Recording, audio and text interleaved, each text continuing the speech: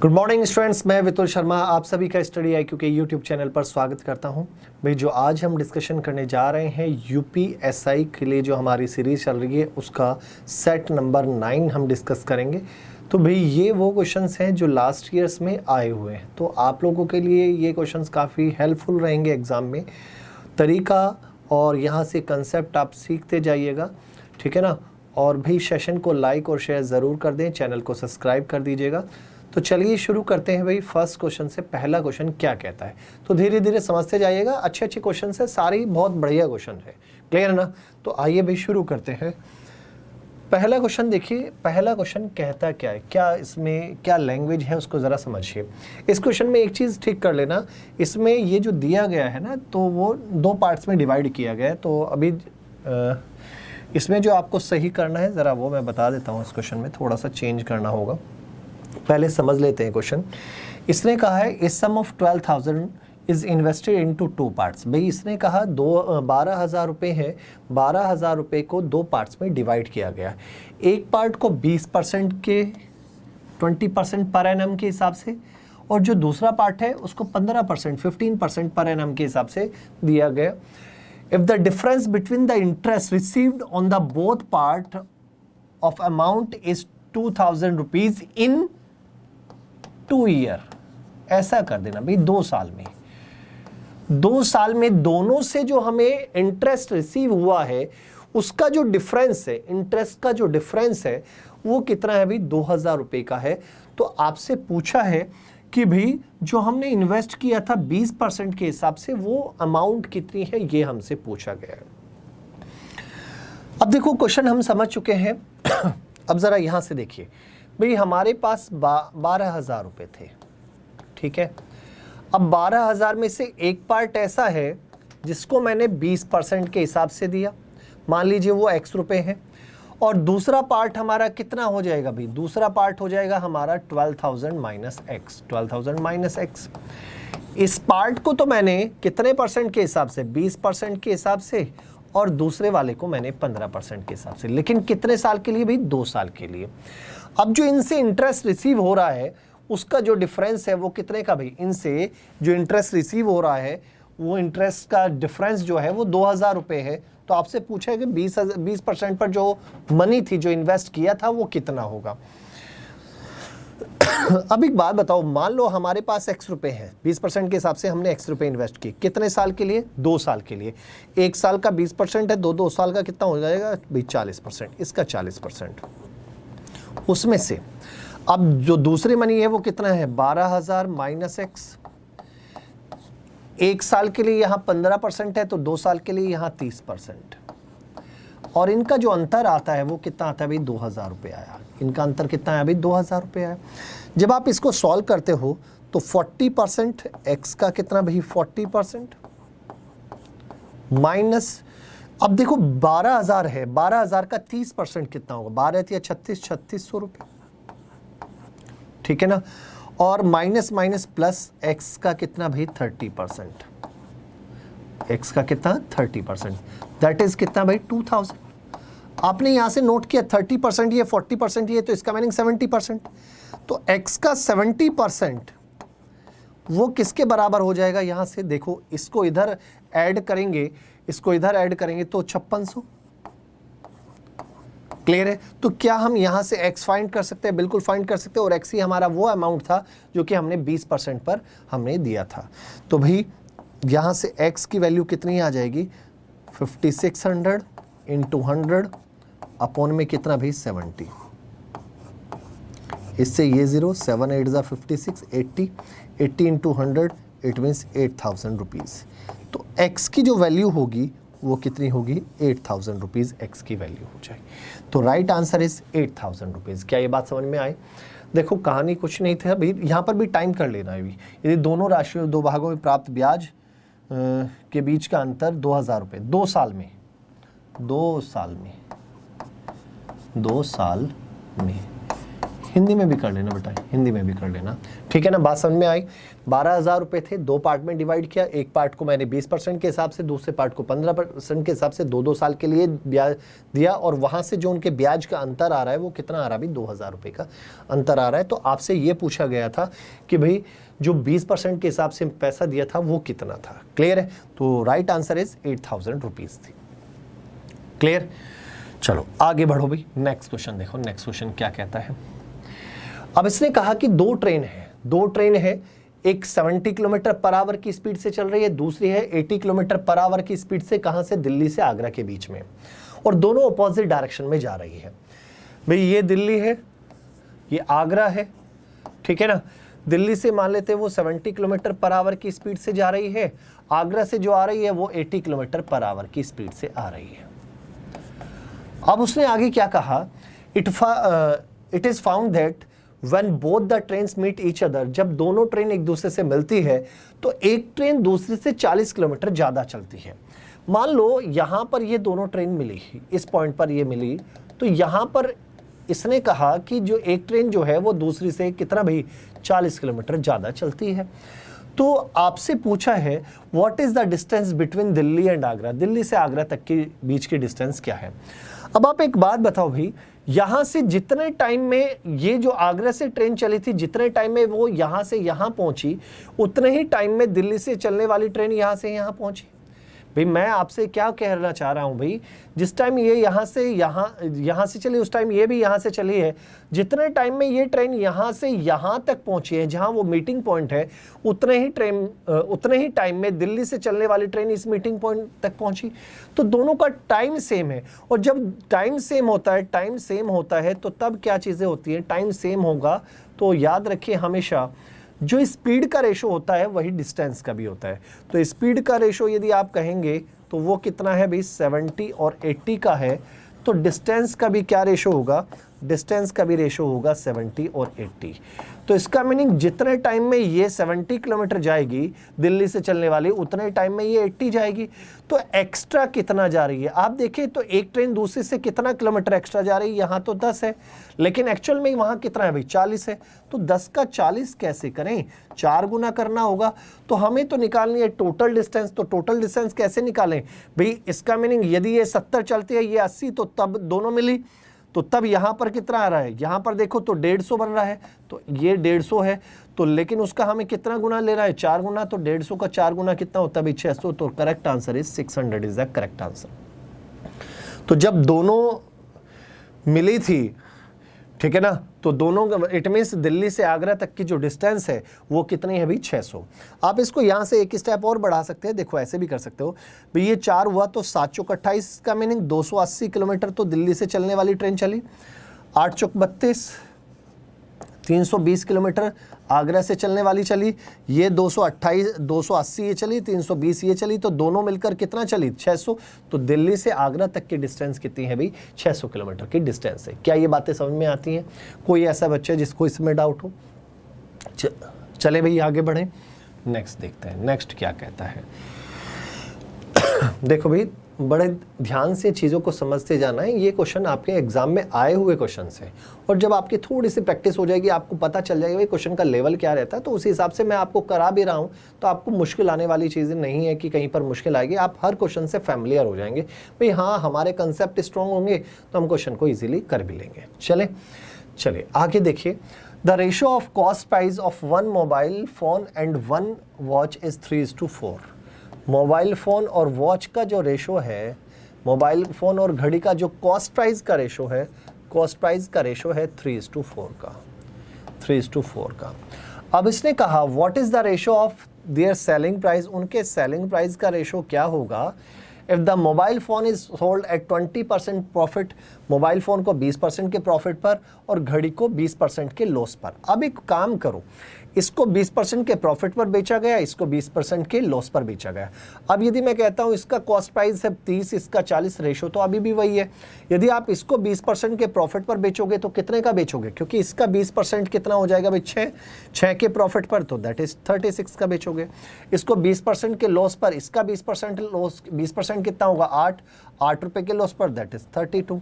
तो रेशो यदि हमें निकालना है तो 4 निम 36, 4 अट्ठे 32, तो क्या रेशो आया 9:8 का रेशो हो जाएगा। तो उनके सेलिंग प्राइस का रेशो क्या होगा 9:8। तो correct answer is 9:8 is the correct answer. तो 9:8 इसका बिल्कुल सही आंसर हो जाएगा। क्लियर है ना? चलिए आगे देखिए, नेक्स्ट क्या है। अगला इसने कहा A alone can do 1/4 of the certain work in 3 days। अब एक बात बताओ, A जो है 1/4 काम 3 दिन में कर रहा है, तो पूरा काम कितने दिन में करेगा? तो 4 तिया 12, A अकेला पूरा काम करेगा भाई 12 दिन में। कितने दिन में भाई 12। A 1/4 काम कर रहा है 3 दिन में, तो पूरा काम कितने दिन में करेगा 12 दिन में। आगे पढ़ो, B alone can do the 2/5 of the same work in 6 days। अरे भाई 2/5 6 डेज में है, 2/5 6 डेज में है, तो पूरा काम कितने दिन में करेगा? तो 6/2 और 5 कहाँ चला जाएगा ऊपर, तो यहां से 2 से 3 बार, तो 15 दिन में। तो बी अकेला उसी काम को कितने दिन में करेगा भाई 15 दिन में। बी अकेला उसी काम को कितने दिन में करेगा भाई 15 दिन में। ये बात समझ में आती है? पक्का डाउट तो नहीं है? अब आता है भाई सी के बारे में कहा, C alone can do 3/5 of the work in 6 days. 3/5 का मीनिंग 3/5 वर्क है 6 डेज में, तो 1 वर्क कितना 6/3 और ये 5 कहाँ चला जाएगा ऊपर, तो यहाँ से कितना आ जाएगा भाई 10 दिन आ जाएगा। तो कितना आ जाएगा भाई 10 दिन में। तो सी अकेला उसी काम को कितने दिन में करता है भाई 10 दिन में। हाँ या ना? तो क्लियर है ना? क्लियर है ना इतनी बातें? तो आपसे पूछा है in how many days A B C together do the whole work. तो तीनों मिलकर उस काम को कितने दिन में करेंगे। तो आप लोग भाई इनका तीनों का कॉमन मल्टीपल ले लीजिए। तीनों का क्या कीजिए भाई कॉमन मल्टीपल। ऐसा नंबर जो 12, 15 और 10 तीनों में आ जाए भाई, तो तीनों का कॉमन मल्टीपल हो तो आप कहेंगे सर 60 होता है। तीनों का कॉमन मल्टीपल कितना होगा 60। तो 12 पंजे 60, तो यहाँ पर एक दिन का काम 5, ये 15 चौका 60, एक दिन का 4 और 10 6 60, तो एक दिन का कितना भाई 6। तीनों का एक दिन का काम कितना आ गया भाई 15। तीनों का यदि तीनों मिलकर एक साथ काम करते हैं तो एक दिन में 15 यूनिट करेंगे। तो उन्हें कितना यूनिट करना है भाई 60 यूनिट। तो 60 बाई कितना भाई 15, तो 15 चौका 60, तो 4 days. Right answer is 4 days. 4 days जो होगा वो इसका बिल्कुल सही आंसर हो जाएगा। तो correct answer is 4 days is the correct answer. तो तीनों मिलकर उसको 4 दिन में कर जाएंगे। ठीक है ना? अगला देखिए भाई, अगला क्या कहना चाहता है जरा उसको समझो। इसने कहा a father distributed a sum of 1 lakh रुपए अमंग 2 सन्स एंड 2 डॉटर। भाई उसने ये कहा है कि भाई एक फादर है जिसके पास 1 लाख रुपए है। कितना है भाई 1 लाख रुपए। अब हुआ क्या है, इसने उनको डिवाइड किया अपने 2 बेटे और 2 डॉटर में। 2 बेटे हैं उसके और 2 ही क्या है डॉटर हैं, उनमें डिवाइड किया। अब हुआ ये कि भाई एक डॉटर को का जो शेयर है वो 10,000 रुपये कम है किससे, एक बेटे से। इसका मीनिंग यहां पर ध्यान दो, बेटे के शेयर में से डॉटर का शेयर में माइनस करूं तो 10,000 आ जाएगा। क्लियर है? अब ये बात समझो, यदि यहां तो 2 बेटे हैं 2 डॉटर हैं, तो 2 बेटे 2 डॉटर, तो इसका मीनिंग दोनों का जो डिफरेंस होगा वो 20,000 का। कहने का मीनिंग ये है कि जो 2 डॉटर को मिल रहा है और जो 2 सन को मिला है, तो सन के में से 2 सन को जितना अमाउंट मिलेगा उससे 20,000 रुपये कम किसे मिलेगा, 2 डॉटर को मिलेगा। क्लियर है ना? तो उसने कहा है what is the total amount received by both son, तो दोनों बेटों द्वारा कितना मिलेगा। अब एक बात बताना भाई, आप यहां से थोड़ा सा समझने की कोशिश कीजिए क्या कि आपके पास इसके कई रास्ते हैं। या तो आप यहाँ इक्वेशन बना लो, या फिर एक रास्ता सिंपल सी बात होती है कि भाई जैसे 2 बेटे और 2 डॉटर हैं, इनका टोटल आपको पता है, टोटल दिया है कितना 1 लाख रुपए, डिफरेंस भी आपको पता है 20,000 रुपये। तो एक काम किया करते हैं, जल्दी करने के लिए जो भी डिफरेंस हो उसको हटा दो। 1 लाख में से 20,000 हटा दो तो बचेगा कितना भाई, आप कहेंगे सर 80,000। 80,000 को 2 इक्वल पार्ट में बांटोगे तो 40,000 इधर 40,000 इधर, बराबर बराबर हो गया। लेकिन हमें पता है कि बेटों को 20,000 ज़्यादा है, तो 20,000 यहाँ ज़्यादा, तो टोटल कितना हो गया भाई यहाँ पर 60,000 और 40,000। तो सिंपल सी बात है कि जो बेटे हैं दोनों बेटों को 60,000 रुपये मिलेंगे और दोनों बेटियों को कितने भाई 40,000 रुपये मिलेंगे। क्लियर है, बातें समझ में आई। तो उसने यही पूछा था what amount receive by both son, तो दोनों बेटों को कितना मिलेगा, तो वो मिलेंगे भाई 60,000 रुपये मिलेंगे। क्लियर, समझ में आ गया। चलिए आगे नेक्स्ट देखिए, नेक्स्ट क्या कहता है।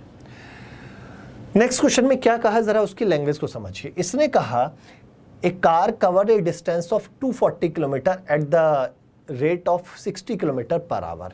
एक कार है जो 240 किलोमीटर जाती है 60 किलोमीटर पर आवर की स्पीड से, किलोमीटर प्रति घंटे की चाल से। अब इसने कहा a bike also cover the same distance, एक बाइक है सेम डिस्टेंस को कवर करती है एट ए सर्टेन स्पीड, किसी स्पीड से। इसने कहा the ratio of the time taken by car and bike to cover the same distance is 3:2:3। तो इसने ये जो रेशियो दिया है क्या, the ratio of time taken by car and bike, car और बाइक द्वारा जो टाइम लगा उसका रेशियो हमें दिया है। अब एक बात बताना भाई, यहां से ध्यान से समझना भाई, ध्यान से समझिए भाई, ये हमारी कार है और ये बाइक है, ठीक है। अब यहां से देखो, ये कार है ये बाइक है, इनके टाइम का रेशो हमें दिया है। टाइम का रेशो कितना दिया है, 2:3। तो आप ये बताओ स्पीड का क्या रेशो होगा। अब आप कहेंगे सर स्पीड का रेशो होगा 3 और 2 का, ठीक है, 3 और 2 का। अब वहां से क्या आपको पता भी स्पीड कितनी है, वहां पर स्पीड कितनी है अभी, कार की स्पीड है भाई 60 की, यहाँ 60 की है, एक्चुअल में कितना है 60 किलोमीटर पर आवर। लेकिन इस रेशो के हिसाब से तो 3 दिखाई दे रहा है, कितना टाइम्स है भाई 20 टाइम्स है। तो इसका भी हम क्या कर देंगे भाई 20 टाइम्स, तो 20 टाइम्स करेंगे तो कितना आ जाएगा 40 किलोमीटर पर आवर। तो कहने का मीनिंग ये हुआ कि जो बाइक है, बाइक की स्पीड कितनी है भाई 40 किलोमीटर पर आवर है। क्लियर है। अब उसने कहा है what time is required by the bike to cover the same distance if its present speed is increased by 20%।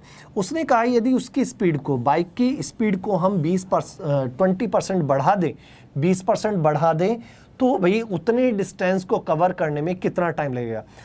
देखो अभी जो स्पीड है उसकी 40 है, अब 20% बढ़ाओगे, इसका 20% कितना होगा, 10% 4 तो 20% 8 बढ़ जाएगी, तो अब 48 किलोमीटर पर आवर हो गई, 48 किलोमीटर पर आवर। अब उसने पूछा है कि 240 सेम डिस्टेंस को कवर करने में कितना टाइम लगेगा, और टाइम का फॉर्मूला क्या होता है, डिस्टेंस अपॉन में स्पीड, डिस्टेंस अपॉन में स्पीड। अब डिस्टेंस कितनी है अभी 240, स्पीड कितनी है अभी 48, तो कितने टाइम से अभी 5, तो इसका मीनिंग 5 घंटे में वो 5 घंटे में उसको कवर कर जाएगी। तो right answer is option number 4 जो होगा वो इसका बिल्कुल सही आंसर हो जाएगा। तो right answer is option number 4। तो 5 घंटे में वो उसको कवर कर जाएगी, 5 आवर्स में वो उसको कवर कर जाएगी। क्या ये बात समझ में आ गई, क्लियर है। चलें आगे, चलिए आगे चलते हैं अभी नेक्स्ट क्वेश्चन की ओर चलते हैं। नेक्स्ट क्वेश्चन क्या है, अगला देखिए भाई, अगले क्वेश्चन में क्या लिखा।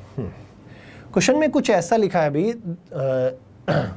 2016 में एक स्कूल में 2000 स्टूडेंट थे, उसमें से 60% क्या थे, लड़के थे। अब क्या हुआ कि एवरी ईयर 100 लड़के आते हैं और 60 लड़कियां ज्वाइन करती हैं।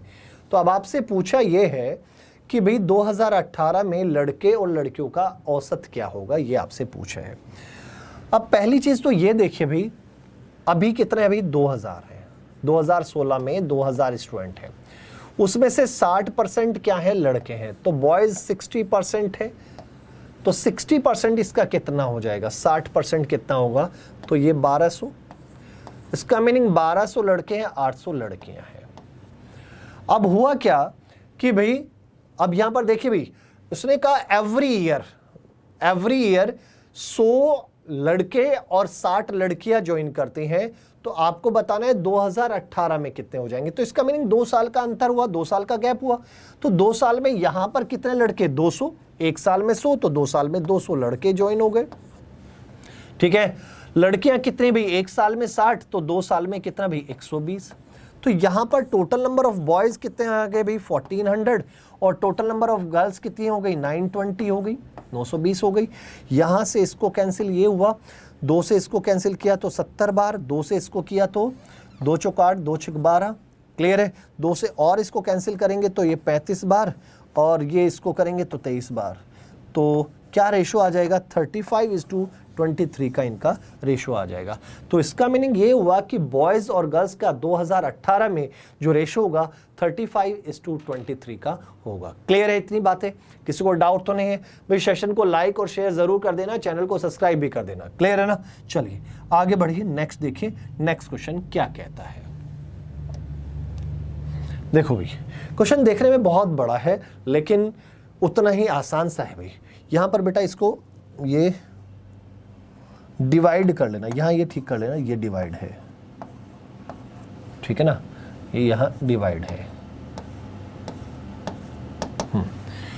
अब देखो कहानी क्या है भाई, इसने कहा है कि राम है, राम ने 200 वनडे इंटरनेशनल मैच खेले।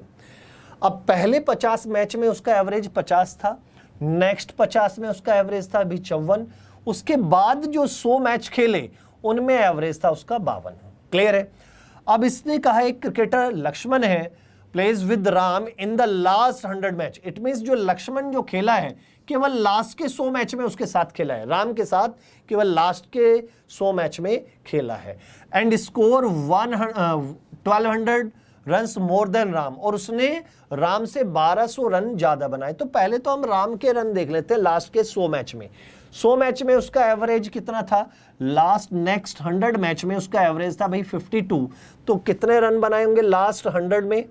उसमें 5200 इतने मैच बनाए, रन बनाए होंगे भाई। राम ने लास्ट के 100 मैच में 5200 रन बनाए होंगे, लेकिन लक्ष्मण ने तो उससे भी कितने, 1200 ज्यादा। तो 1200 ज्यादा, इसका मीनिंग ये हुआ कि लक्ष्मण ने 6400 रन बनाए हैं। कितने रन बनाए भाई? 6400 रन बनाए हैं। क्लियर है?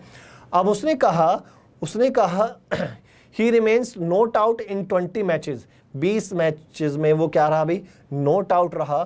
तो find the average run scored by Laxman in these 100 match. 100 match में उसके एवरेज कितना होगा? और उसने ये बोला कि एवरेज रन जो निकालना है वो कैसे रन निकालना है? Total run scored divided by total number of inning minus number of not out inning. तो इसका मीनिंग यहां पर एवरेज रन, यहां पर उसने कुछ ऐसे निकालने को कहा है। तो एवरेज रन कैसे निकालने को कहा है कि उसने जो एवरेज रन कैसे निकालने को कहा है कि टोटल रन, उसके टोटल रन कितने हैं भाई? 6400। क्लियर है? अपॉन में अब टोटल इनिंग कितनी खेली भाई उसने? 100, उसमें से 20 में क्या रहा भाई? नॉट आउट रहा। तो यहां से हमें निकालना है। तो 6400 अपॉन में कितना भाई?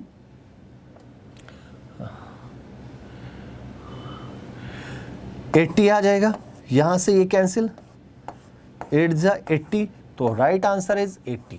तो करेक्ट आंसर इज 80। जो एवरेज आया भाई उसका 80 का आया। क्लियर है? तो right answer is 80 is the correct answer. Clear? चलिए अगला देखिए, नेक्स्ट देखिए, नेक्स्ट क्या कहता है।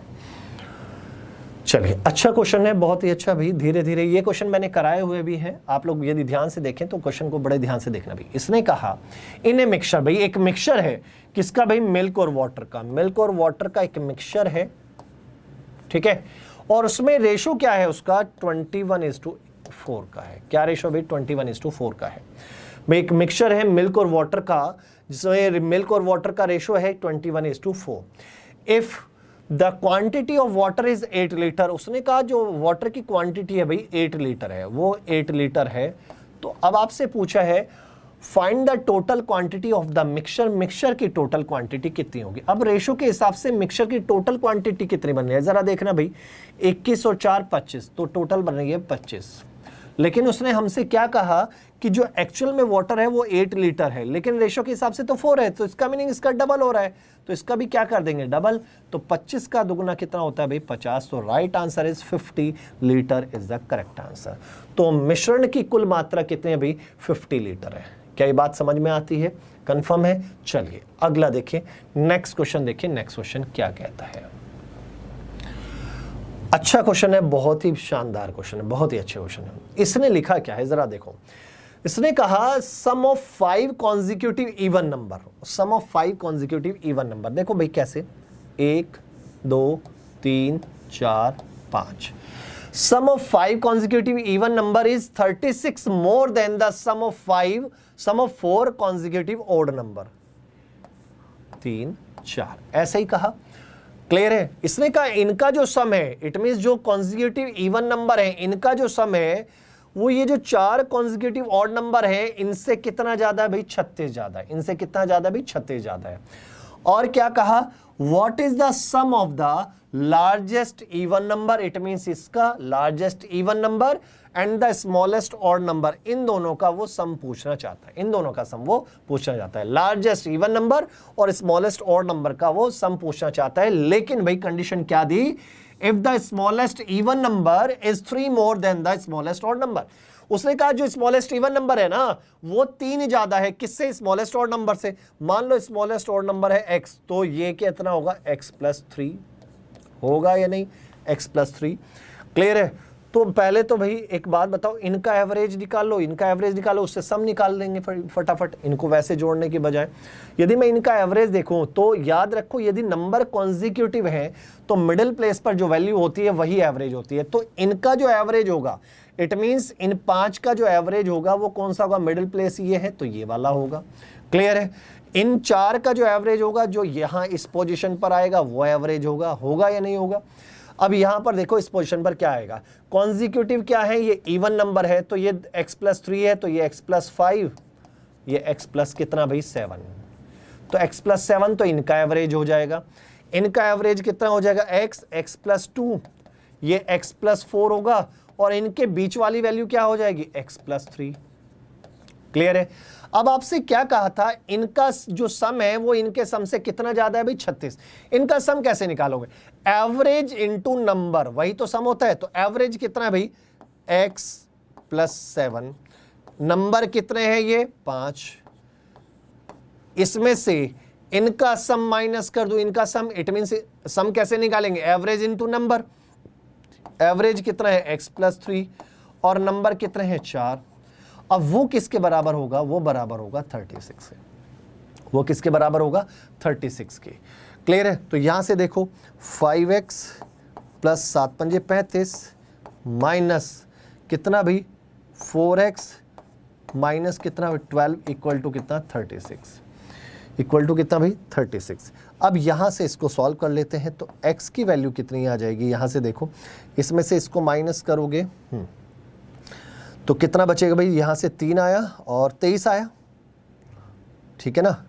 यहां से इसको जब आप सॉल्व करेंगे तो कितना आ जाएगा भाई, ये है 35 और ये कितना है भाई 12, इसमें से इसको माइनस किया तो 23 आ गया ना।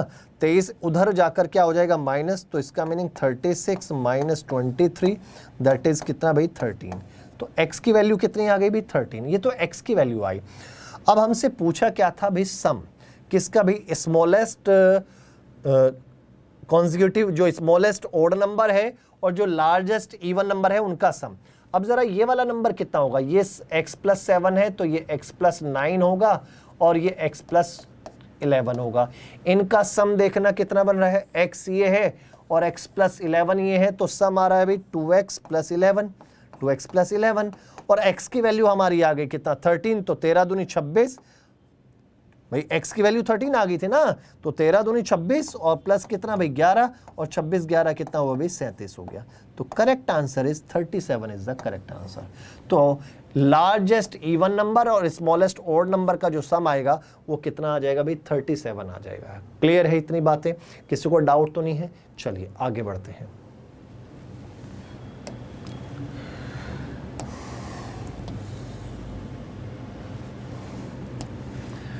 नेक्स्ट देखिए, नेक्स्ट क्या कहता है, a train running at the speed of x km/h। एक ट्रेन है वो x किलोमीटर प्रति घंटे की स्पीड से चलती है, crosses 120 metre long platform and 280 metre long bridge in 8 second and 12 second respectively. पहली चीज ये समझने की है कि भाई एक ट्रेन है जिसकी स्पीड कितने भी x km/h है, लेकिन वह ट्रेन 120 मीटर लंबे प्लेटफॉर्म को 8 सेकंड में। तो इसका मीनिंग जब एक ट्रेन किसी प्लेटफॉर्म को क्रॉस करेगी तो कितना डिस्टेंस चलेगी, जितना कि ट्रेन की लेंथ प्लस प्लेटफॉर्म की लेंथ, और प्लेटफॉर्म कितना है भाई 120, ठीक है ना। इसका मीनिंग इतने डिस्टेंस को कवर करने में उसे कितना टाइम लग रहा है भाई 8 सेकंड लग रहा है। कितना सेकंड, 8 सेकंड। ये बात समझ में आती है। और जब वही ट्रेन दूसरे ब्रिज को, एक ब्रिज को कितने मीटर लंबा है भाई 280, उसको क्रॉस करती है तो कितना टाइम लगता है भाई 12 सेकंड। तो इसका मीनिंग ट्रेन की लेंथ प्लस ब्रिज कितना भाई 280 है, तो उसको कितने टाइम में भाई 12 सेकंड में। 12 सेकंड में।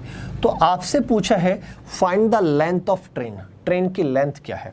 अब एक बात बताओ भाई, ध्यान से समझना, यहां से एक बात आपने नोट की कि यहां पर 8 सेकंड लग रहे हैं इतना जाने में, यहां पर कितना भाई 12 सेकंड। यहां तो टी तो दोनों जगह कॉमन है, यहां 120 है तो यहां 200 कितना 80 है, तो कितना एक्स्ट्रा है। आप कहेंगे सर 160 एक्स्ट्रा है, तो यहां 4 सेकंड एक्स्ट्रा है और यहां पर डिस्टेंस में देखें तो 160 है एक्स्ट्रा है। तो इसका मीनिंग ये हुआ कि 4 सेकंड में वो ट्रेन 160 मीटर कवर कर सकती है। 4 सेकंड में 160 मीटर कवर कर सकती है, तो 8 सेकंड में कितना भाई 320। तो कहने का मीनिंग ये हुआ कि 8 सेकंड में उसने 320 मीटर चली थी। 320 में से 120 तो हमारा प्लेटफॉर्म हो गया, तो बच्चे क्या ट्रेन कितनी हो जाएगी 200। तो इसका मीनिंग ये हुआ कि जो ट्रेन की जो लेंथ है वो कितनी है भाई 200 मीटर ट्रेन की लेंथ है। क्या ये बातें क्लियर है। तो ट्रेन की लंबाई कितनी हो गई भाई 200 मीटर। तो correct answer is 200 metre is the correct answer. Clear है, किसी को डाउट तो नहीं है। तो x की वैल्यू वहां पर फाइंड करने की जरूरत नहीं है, स्पीड फाइंड करने की जरूरत नहीं है, बस हमने यहां से ये देखा कि भाई 4 सेकंड में वो 160 जा रही, तो 8 सेकंड में कितना जाएगी 320। उस 320 में क्या क्या इंक्लूड होगा भाई 120 मीटर लंबा प्लेटफॉर्म प्लस ट्रेन की लेंथ, तो ट्रेन की लेंथ कितनी हो जाएगी 200। क्लियर है, चलें आगे, चलिए नेक्स्ट क्वेश्चन की ओर चलते हैं। नेक्स्ट क्वेश्चन क्या कहता है। अब भाई हमें इनको जोड़ना है, भाई इनको जोड़ना है, इनका जवाब देना है। चलिए, अब जब कभी भी ऐसा क्वेश्चन आए, ये देखो सारे के सारे क्या है मिक्स फ्रैक्शन में, तो मिक्स फ्रैक्शन में कभी भी ऐसा क्वेश्चन होता है तो आप लोग क्या कीजिए कि जो पहले वाले ये वाली जो टर्म है इनको अलग, ठीक है ना, और जो फ्रैक्शन बाकी जो पार्ट है उनको अलग। तो इनको देखें तो 7, 3, 10 और 11 में से देखो ये माइनस है क्योंकि ये तो प्लस के थे, ये क्या है माइनस का है। तो 7, 3, 10 और 11 में से 4 माइनस किया तो 7 आ गया भाई, हाँ 7। तो यहां से आया भाई 7। बात समझ में आती है 7। यदि नहीं समझ में आया तो मैं लिख देता हूं भाई कैसे। देखो मैंने क्या किया 1 + 3 + 7, ये तो शुरुआत वाले हो गए, और -4 ये तो हो गए शुरुआत वाले, प्लस यहां से देखें 2/3 + 4/5 + 8/9 -4/6 सॉरी 5/6। ये आया, क्लियर है ना। इतनी बात समझ में आती है।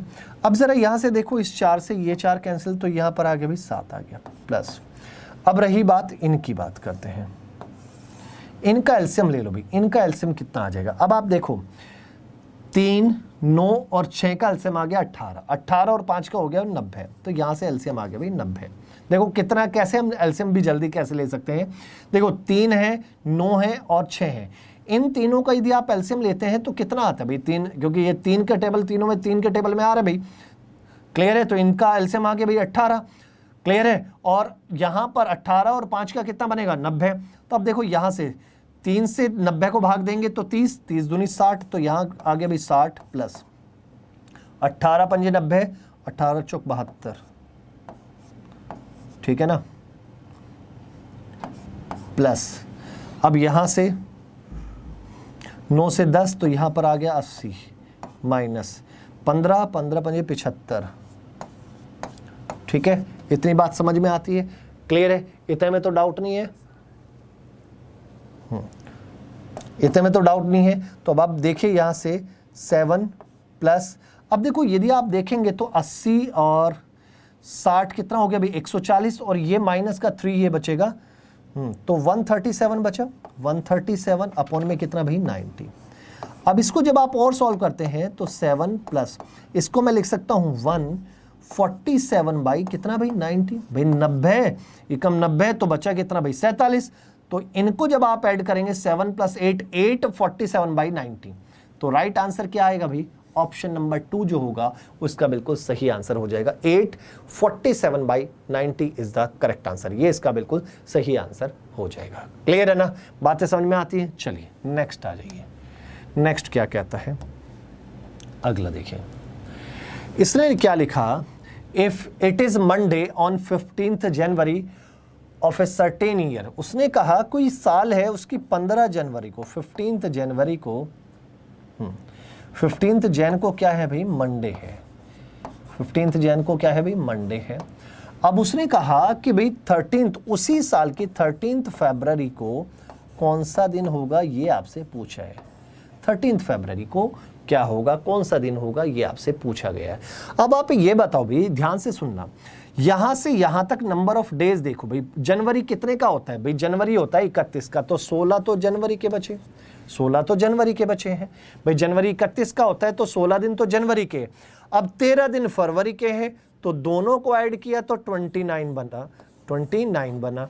अब 29 डेज हैं, तो 29 डेज को यदि हम वीक में कन्वर्ट करेंगे तो 7 चौक 28, तो 4 वीक प्लस 1 दिन, ऐसे ही तो बनेगा भाई।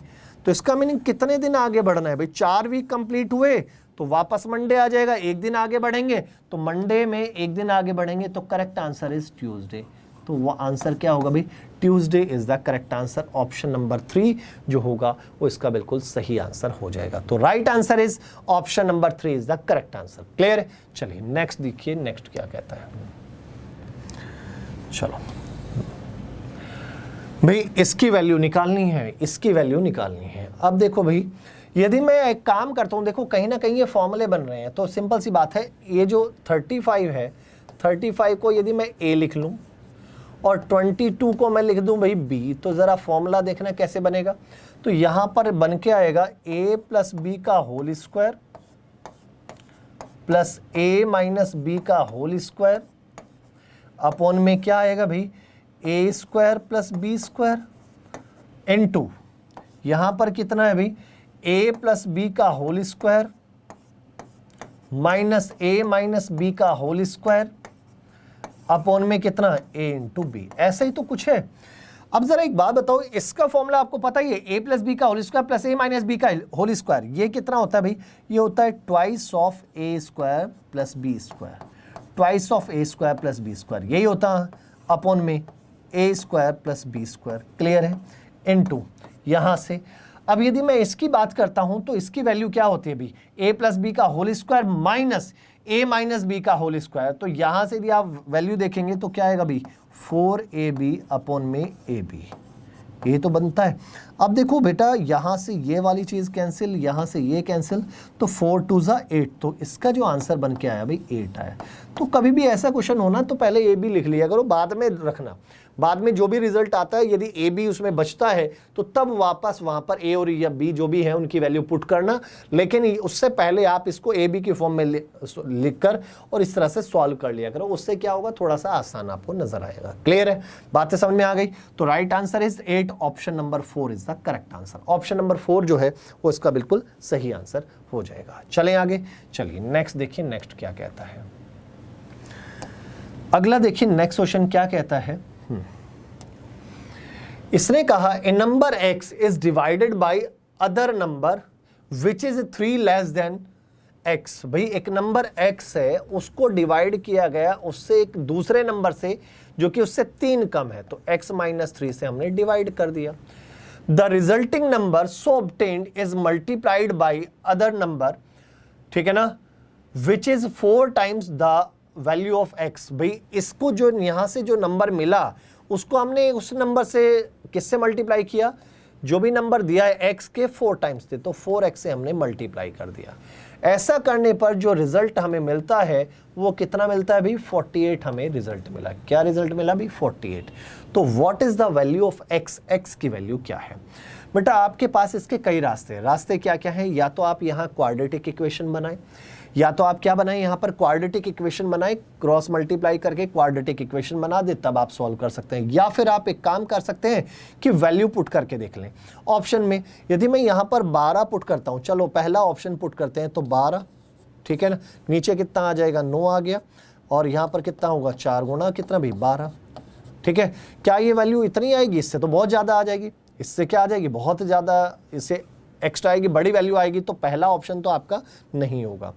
चेक करा दो भाई, 3 चौक 12, 3 तिया 9, और 3 से ये कितनी बार भाई, 4 बार, तो 4 का क्या है भाई क्यूब, 4 चौक 16 चौका 64, तो वो तो ज़्यादा आ रहा है, तो पहला तो ऑप्शन नहीं होगा। क्लियर है? अब रही बात दूसरा ऑप्शन, दूसरा ऑप्शन यदि आप पुट करते हैं तो 9 इंटू 4 इंटू 9 अपॉन में कितना भाई 6, हाँ तो 3 से 3 तिया 9, 3 दूनी 6, 2 दूनी 4, तो यहाँ से कितना है 9 दूनी 18, 18 तिया 54, तो रिजल्ट आता है भाई 54, लेकिन वो तो 48 है, मैच नहीं कर रहा, छोड़ दो इसको भी। तीसरा क्या है 18 पुट करें, तो 18 से जब एक बात सोचो, जब 12 से इसकी वैल्यू बड़ी आ रही थी, 18 रखने पर तो बड़ी आएगी, तो 6 ही हमारा यहाँ पर आंसर बनना चाहिए। चेक कर लेते हैं, 6 अपॉन में 6 minus 3 that is 3 into 4 into 6, clear है। तो 3 से ये 2 बार, 8 6 48, तो करेक्ट आंसर इज 48 बन रहा है ना। तो क्या वैल्यू पुट करने पर 6, तो x की वैल्यू क्या आ गई 6 आ गई। अदरवाइज क्या करना होगा, आपको यहाँ से क्वाड्रेटिक इक्वेशन बना लेनी है। क्या बना लेनी है भाई, क्वाड्रेटिक इक्वेशन आपको बना लेनी है। चलो उससे भी मैं बता देता हूँ, देखो कैसे। यहाँ पर जब आप इसको सॉल्व करेंगे तो 4 से 12 बार, तो यहाँ से इक्वेशन क्या बन जाएगी, हमारी इक्वेशन बनेगी एक्स स्क्वायर इक्वल टू कितना आएगा 12x माइनस कितना भाई 12 36, इन सब को इधर ले आइए, तो x square minus 12x plus 36 equal to कितना भाई 0। अब कहने का मीनिंग यहाँ पर c क्या है, पॉजिटिव है, और जब c पॉजिटिव होता है तो x के जो दोनों वैल्यू होंगे उनके साइन सेम होंगे। यदि c, क्योंकि क्वाड्रेटिक इक्वेशन में c यदि पॉजिटिव है तो x की जो दोनों वैल्यू होंगी वो सेम साइन की होंगी, या तो पॉजिटिव या निगेटिव। अब वो पता कैसे चलता है, हमेशा याद रखो जो b का साइन है जस्ट उसके अपोजिट, तो b यहाँ पर निगेटिव है तो दैट इज पॉजिटिव होंगी, क्लियर है। अब ये बताओ ऐसा नंबर कि भाई मल्टीप्लाई करके तो क्या आ जाए भाई 36, और ऐड करके आ जाए भाई 12, तो कितना आता है भाई 6 छंग 36, तो दोनों वैल्यू 6 6 आ गई भाई। 6 की 6 में मल्टीप्लाई करते हो तो 36 आता है, और 6 में 6 जोड़ते हो तो 12 भी आता है, तो x की वैल्यू कितनी आ गई 6 आ गई। तो आप ऐसे भी जल्दी फाइंड कर सकते थे, क्लियर है। पक्का कोई ऐसा बच्चा जिसको डाउट हो। चलिए भाई आगे देखते हैं, नेक्स्ट देखते हैं, नेक्स्ट क्या कहता है। अगला क्वेश्चन देखिए, अगला क्वेश्चन क्या कहता है। इसने कहा भी ये एक डाटा हमें दिया गया है, तो हमें डिफरेंस बताना है। डिफरेंस बताना है किसमें, रेंज में, और जो ये डाटा दिया है इसका मोड जो है उसमें डिफरेंस बताना है। तो सबसे पहली चीज तो इसकी रेंज निकालो। रेंज कैसे निकालते हैं, उस डाटा में जो मैक्सिमम जो बड़ा है, सबसे बड़ा जो है ऑब्जर्वेशन डाटा जो है उसको लिखो, उसमें से स्मॉलेस्ट वाले को हटा दो।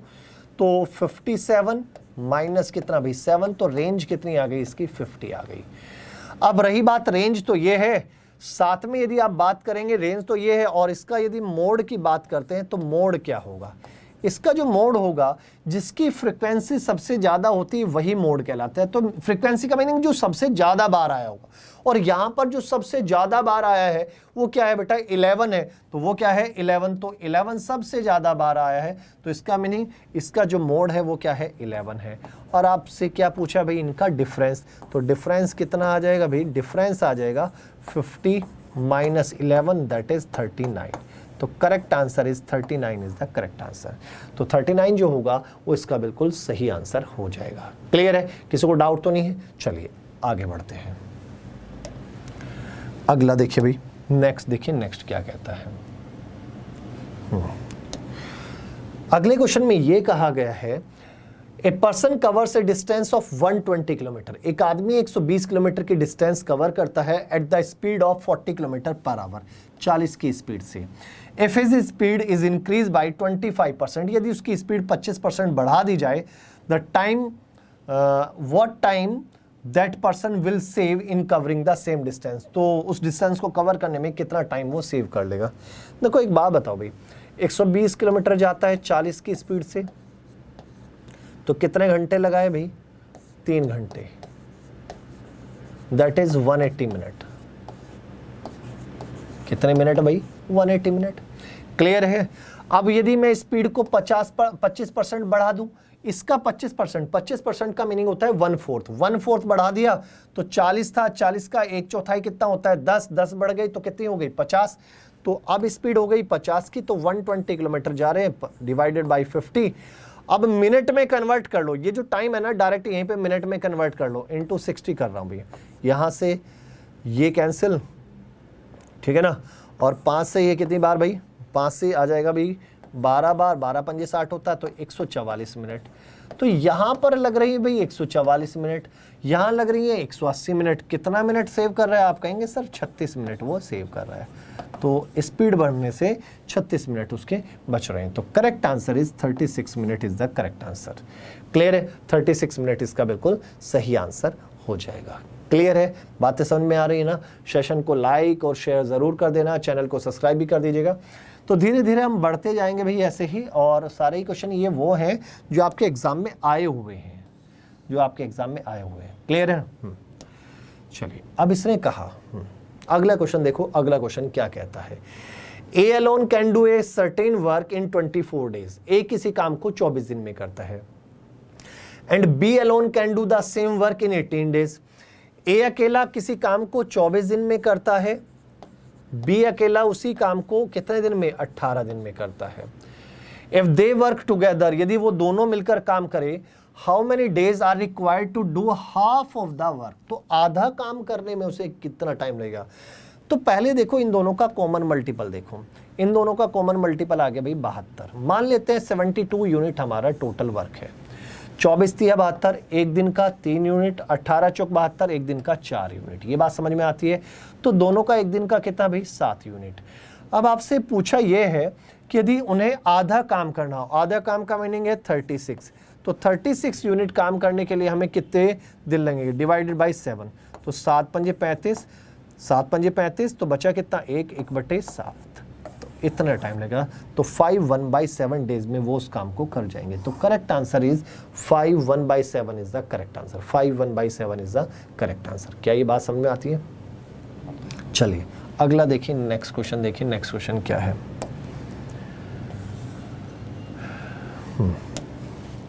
देखिए भाई, इसने कहा देयर इज ए यूनिफॉर्म,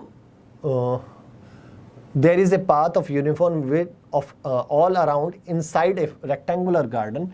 तो भाई कहना कुछ ये चाहता है कि ये रेक्टेंगुलर गार्डन है, इसके अंदर की तरफ एक पाथ है, रास्ता है। इसके अंदर की तरफ क्या है? एक रास्ता है भाई। क्लियर है? किसकी चौड़ाई x है, कुछ भी है। इसने कहा जो गार्डन है इसकी जो लंबाई है वो 36 मीटर है, और विड्थ जो है वो 24 है, 24 है। If the area enclose by the path is 576। ये जो पाथ है, जो ये वाला पार्ट है, ये सारा पार्ट जो है, इसका जो एरिया है, इस पाथ का जो एरिया है वो कितना दिया है भाई? हमें 576 दिया है। इसका एरिया कितना दिया भाई? 576। तो what is the width of the path? Path की विड्थ कितनी है, चौड़ाई कितनी है, ये हमें बतानी है। अब एक काम कर लो भाई, क्या कर लें, एक ही तरीके से इसको कन्वर्ट कर लो। यदि मैं इसको इधर ये ठीक है ना, कहने का मीनिंग एक तो ऐसा कुछ ये बना लिया, इसी तरह ये वाला, ठीक है ना, प्लस ये वाला, ऐसे इनको ब्रेक कर लो। इस तरह से हमने इनको ब्रेक कर लिया, ठीक है ना भाई। 2 तो हमारे ये हो गए, ठीक है ना, और 2 रेक्टेंगल ये वाले हो गए, तो टोटल 4 हो गए। इनका सम जो होगा वो किसके बराबर हो जाएगा? 576 के। अब मान लिया मैंने इसकी विड्थ है कितनी भाई? x है। विड्थ कितनी है? x है। तो बताओ इसका एरिया कितना होगा? इसका एरिया जो मैं अभी ग्रीन कलर से कर रहा हूँ, इसका एरिया कितना होगा बताओ भाई। ये 24 है, 24 इंटू एक्स, 24 इंटू एक्स, इसका एरिया कितना होगा? 24 इंटू एक्स होगा। ये 24x लिख लूँ भाई इसका एरिया। ऐसा ही हमारे पास इधर भी है, तो इंटू 2, दैट इज इंटू 2 कर दिया, तो 2 इंटू 24 इंटू एक्स। क्लियर है? ये तो इन दोनों का एरिया आ गया। प्लस अब रही बात ये वाली, अब यदि आप इनका एरिया, इसका एरिया निकालना चाहते हैं, इसको मैं ब्लैक पार्ट से, ये वाला ब्लैक पार्ट, इसका एरिया और ये इनका एरिया। अब इसका एरिया कितना होगा? विड्थ तो वही x है, लेकिन इसकी लेंथ कितनी भाई? 36 थी, 36 में से x इधर हट गया, x इधर, तो ये वाला पार्ट कितना आ जाएगा? 36 minus 2x, 36 minus 2x। Clear है? तो ये वाला पार्ट आया हमारा 36 माइनस 2x। ठीक है, तो इसकी लेंथ है 36 माइनस 2x, ठीक है, और इसकी विड्थ वही है x, और ये वाले इस तरह के मेरे पास कितने हैं भाई, 2 हैं, तो इंटू 2, 2 से और मल्टीप्लाई कर दिया, वो किसके बराबर होगा, 576 के बराबर।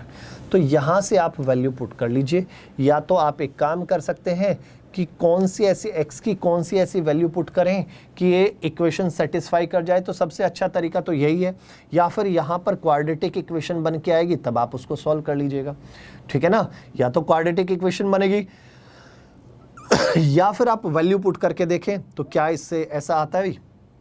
अब एक बात सुनो, 12 इसका आंसर हो नहीं सकता। क्यों नहीं हो सकता, यदि मैं 12 यहाँ रख दूंगा, 12 दूनी 24, 24 का 576, लेकिन 576 तो यही हो गया और प्लस ये भी है, तो इसका मीनिंग वो तो 576 से ज्यादा हो जाएगा। तो पहला ऑप्शन तो बिल्कुल गलत है, पहला ऑप्शन क्या है, गलत है।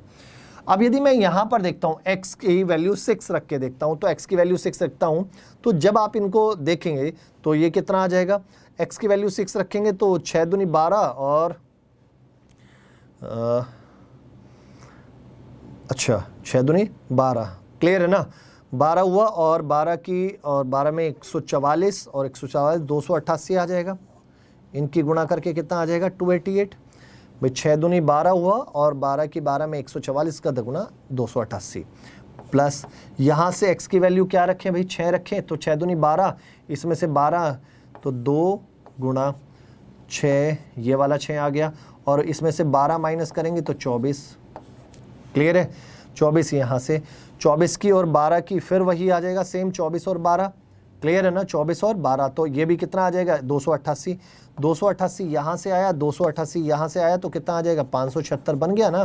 तो इसका मीनिंग x की वैल्यू कितनी है भाई, 6 है, x की वैल्यू क्या है 6 है। तो आपके पास दोनों ही रास्ते हैं, तो या तो आप यहाँ क्वाड्रेटिक इक्वेशन बनाएं या फिर आप क्या करें कि भाई ऑप्शन इक्वेशन जो भी बने ना उसमें ऑप्शन पुट करके देख लें कि किस ऑप्शन से वो सेटिस्फाई हो रही है, क्योंकि 12 से तो हो नहीं सकती थी, 12 से करते क्योंकि x की वैल्यू यहाँ 12 रखते, 12 दूनी 24 और 24 की 24 में करेंगे वो 576, वो तो वैसे ही 576 हो गया और प्लस ये भी रखना था, तो ये तो पॉसिबल है ही नहीं। तो इसका मीनिंग 6 से वो सेटिस्फाई कर रहा है, तो 576 आ रहा है, तो आंसर कितना आया भाई 6 इसका करेक्ट आंसर हो जाएगा, क्लियर है। तो इसका मीनिंग जो पाथ था, जो रास्ता था, उसकी जो चौड़ाई थी वो कितनी है भाई 6 मीटर है। अगला आ जाइए भी, नेक्स्ट देखो, नेक्स्ट क्या कहता है। देखिए भाई, उसने कहा कि एक टीम है जिसमें 6 खिलाड़ी हैं और 6 खिलाड़ियों की एवरेज जो हाइट है, 6 प्लेयर जो है उनकी एवरेज हाइट है कितना भाई 156, ऐसा कुछ कहा। अब उसने कहा कि 3 प्लेयर और आ गए, भी 6 प्लेयर तो पहले से ही थे, अब 3 प्लेयर और आ गए। 3 प्लेयर के आने से क्या इफेक्ट पड़ा कि एवरेज जो है वो इंक्रीज हो गया 2, तो अब कितना हो जाएगा भाई 158। अब एवरेज कितना हुआ भाई 158, किसके आने से भाई, इन 3 प्लेयर के आने से जो एवरेज है वो कितना हो गया 158। अब उसने कहा if the height of the youngest player of these 3, जो ये 3 आए हैं इनमें जो सबसे छोटा है उसकी जो हाइट है वो क्या है 4 centimetre less than the average height of the 3 players. भाई जो ये 3 प्लेयर आए हैं इनकी जो एवरेज हाइट है उसमें से यदि मैं 4 कम कर दूं तो इनमें जो यंगेस्ट है उसकी हाइट आ जाएगी। तो आपसे पूछा उस यंगेस्ट की हाइट कितनी है, तो भाई पहले इन तीनों का एवरेज ही निकालो, 3 प्लेयर का एवरेज निकालो। अब एवरेज कैसे निकालें, देखो भाई सिंपल सी बात है, कभी भी ऐसे जो आए हैं उनका डायरेक्ट एवरेज कैसे निकालेंगे जरा उस पर ध्यान दो। भाई इनके आने से क्या हुआ कि सभी का एवरेज कितना हो गया 158 हो गया, तो 158 इतना तो रहेगा ही रहेगा, प्लस अब इनके आने से, इन 3 के आने से बाकी सब पर क्या इफेक्ट पड़ा था भाई, जिनका एवरेज 156 चल रहा था उनका हो गया 158, कितना बढ़ा भाई 2 बढ़ा, 1 का 2 बढ़ रहा है तो 6 का कितना भी 12 बढ़ाया, लेकिन कितनों ने बढ़ाया इन तीनों ने, तो डिवाइडेड बाय 3, तो 3 चौक 12, तो इन सब का जो एवरेज आ गया वो आया भाई 162 इन सब का एवरेज। जो ये 3 आए थे इनका एवरेज है 162, लेकिन आपसे पूछा इनमें जो यंगेस्ट है, अब यंगेस्ट वाले के लिए बात कर रहा था भाई, यंगेस्ट के लिए क्या कहा था, उसकी जो हाइट है वो 4 कम है, तो इसमें से 4 कम कर दो तो यंगेस्ट वाले की हाइट आ जाएगी, तो 4 कम करेंगे तो right answer is 158 is the correct answer. तो right answer is 158 is the correct answer, तो 158 उसका बिल्कुल सही आंसर हो जाएगा। तो इनमें जो सबसे यंगेस्ट था, सबसे जो छोटा था, उसकी हाइट कितनी है भाई 158 है, क्लियर है। चलिए आगे बढ़ते हैं, नेक्स्ट देखिए, नेक्स्ट क्या कहता है। अगले क्वेश्चन को जरा समझिए, अगला क्वेश्चन क्या कहना चाह रहा है। उसने कहा श्याम बाइज 2 मोबाइल, भाई श्याम ने 2 मोबाइल खरीदे, कितने रुपए में भी 3600 रुपए में 2 मोबाइल खरीदे। उसमें से एक को उसने 50% के प्रॉफिट पर, दूसरे को 25% पे लॉस पर बेचा। एक को उसने 50% के प्रॉफिट पर, दूसरे को 25% के लॉस पर बेचा, लेकिन ना तो ओवरऑल उसे गेन और लॉस जीरो था। भाई यदि ओवरऑल देखे तो ना तो उसे प्रॉफिट हुआ ना लॉस हुआ। तो इसका मीनिंग ये हुआ कि एक को जो प्रॉफिट पर बेचा, जितने उधर रुपए बढ़े तो दूसरी तरफ से उतने ही कम हो गए। तो सिंपल सी बात मैं आपको बता दूं, आपके पास इसके 2-3 रास्ते हैं। एक एलिगेशन से भी कर सकते हो। एलिगेशन से करोगे तो कैसे करोगे, देखो फर्स्ट और सेकंड, ये 2 मोबाइल है। पहले को उसने 50% के प्रॉफिट पर, दूसरे को 25% के लॉस पर। ओवरऑल देखें तो no profit no loss, it means that is 0। तो इसमें से इसको माइनस करेंगे तो कितना आ गया भाई 50। क्लियर है। अब इसमें से इसको माइनस करेंगे, इसमें से इसको माइनस करेंगे तो कितना आ जाएगा भाई 25। क्लियर है। तो रेशो क्या आया बेटा, रेशो आया 1:2 का। 1:2 का 1:2 क्या बता रहा है कि यदि पहले वाले का कॉस्ट प्राइस 1 है तो दूसरे वाले का क्या है 2 है। दोनों का कॉस्ट प्राइस टोटल मिलाकर 3 हुआ, लेकिन वहां पर दोनों को कितने में खरीदा था 3600 में, वहां पर खरीदा था 3600 में। तो कितने गुना हो रहा है भाई 1200 गुना हो रहा है। 12 × 36 तो 1200 गुना हो रहा है, 1200 टाइम्स हो रहा है। तो आपसे पूछा है what is the difference between the cost price of both mobile, दोनों मोबाइल के कॉस्ट प्राइस में क्या डिफरेंस है। तो डिफरेंस देखिए ना यहाँ पर 1, तो इसका भी कितना टाइम्स कर देंगे, इसका हम 1200 टाइम्स करेंगे। तो 1200 टाइम्स करेंगे तो आंसर कितना भाई 1200 रुपए का डिफरेंस है। तो कितने का डिफरेंस है भाई 1200 रुपए का डिफरेंस है। तो दोनों मोबाइल के कॉस्ट प्राइस में 1200 रुपए का डिफरेंस है। ऑप्शन नंबर 4 जो होगा करेक्ट आंसर हो जाएगा। क्लियर है। एक तो तरीका ये था आपके पास, दूसरा तरीका डायरेक्ट और भी क्या है, एक और तरीका सीख लो यहाँ से।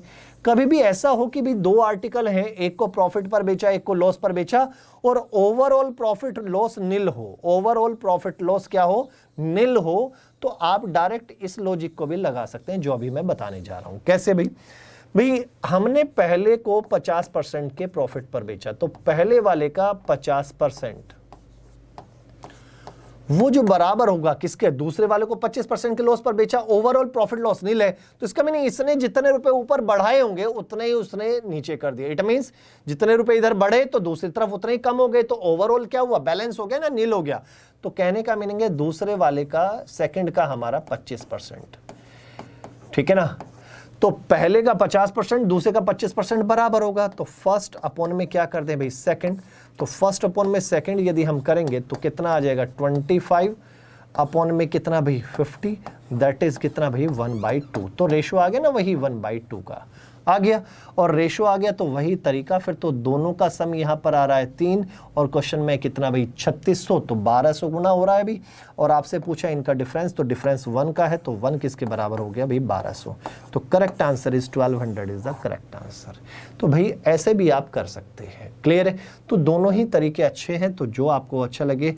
तो यदि आपको ऐसा दिखाई दे कि ओवरऑल नील है, एक को प्रॉफिट पर बेचा गया एक को लॉस पर, ओवरऑल ट्रांजैक्शन में जो हमें प्रॉफिट लॉस है नील है, तो डायरेक्ट यही लगा दिया करें, रेशो निकाले और आंसर टिक कर दें। क्लियर, समझ में आया। चलिए नेक्स्ट क्वेश्चन की ओर चलते हैं। नेक्स्ट क्वेश्चन क्या है जरा उसको समझो।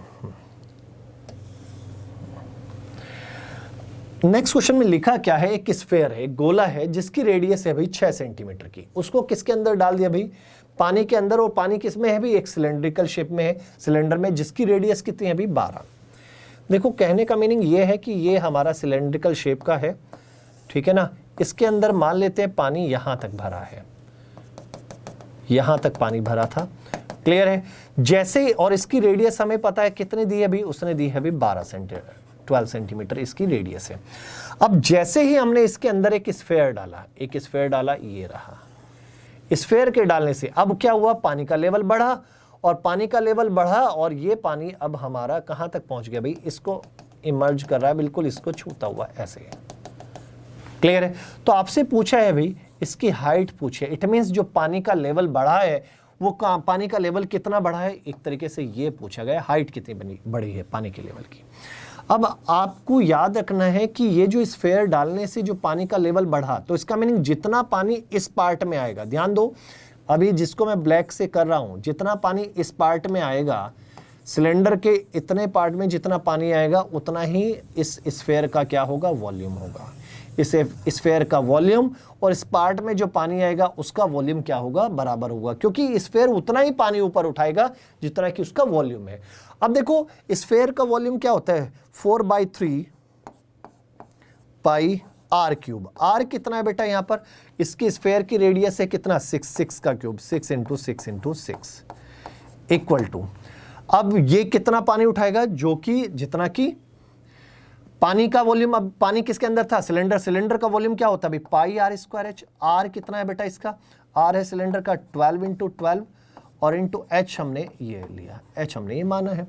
अब यहां से पाई कैंसिल हो गया, क्लियर है, 6 दूनी 12, 6 दूनी 12, 2 4 से ये 4 कैंसिल, 3 से ये 2 बार कैंसिल, तो h की वैल्यू कितनी आ गई भी, 2 सेंटीमीटर। तो कहने का मीनिंग ये है कि जो हाइट होगी वो कितनी होगी, 2 सेंटीमीटर उसकी हाइट होगी।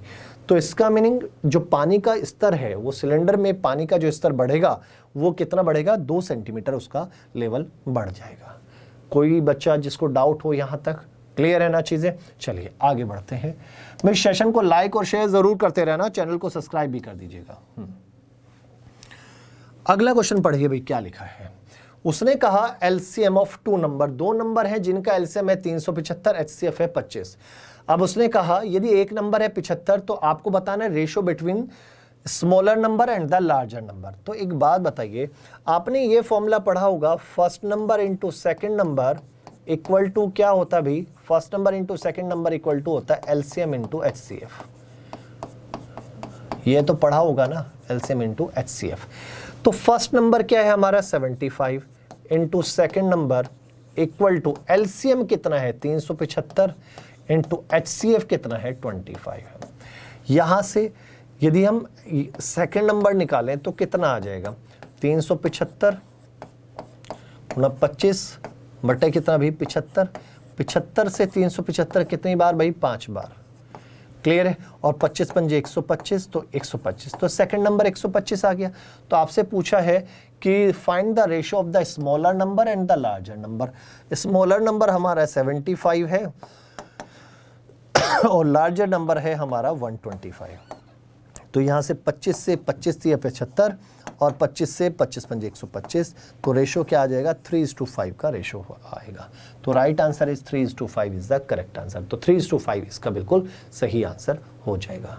कोई ऐसा बच्चा जिसको डाउट हो इसमें, क्लियर है? चलें आगे, चलिए नेक्स्ट देखिए, नेक्स्ट क्या कहता है अभी। बड़ा ही शानदार क्वेश्चन, बहुत ही शानदार क्वेश्चन है भाई, इंपॉर्टेंट आप डाल दीजिए, बहुत बड़ा ही अच्छा क्वेश्चन है। देखिए भाई उसने क्या कहा कि भाई कुछ डिजिट दी है, 7 है, 1 है, 3, 5, 9 और 6, क्लियर है। इन डिजिट का यूज करते हुए विदाउट रिपीटेशन, रिपीटेशन नहीं होनी चाहिए, विदाउट रिपीटेशन, रिपीटेशन ना हो तो हमने 5 डिजिट के नंबर बनाए, 5 डिजिट के हमने क्या बनाए, नंबर। इस form at random what is the probability that the number is divisible by 2। तो जो हमने इनमें से जो नंबर बनाए हैं उसमें से इवन नंबर, या आप कह सकते हैं 2 से डिवाइड होगा तो that is even number, even number होने की प्रोबेबिलिटी क्या होगी ये आपको बताना है। तो पहली चीज हमारे पास नंबर कितने हैं, डिजिट कौन कौन सी है। एक तो है भाई 7 है, 1 है, 3 है, 5 है, 9 है और 6 है।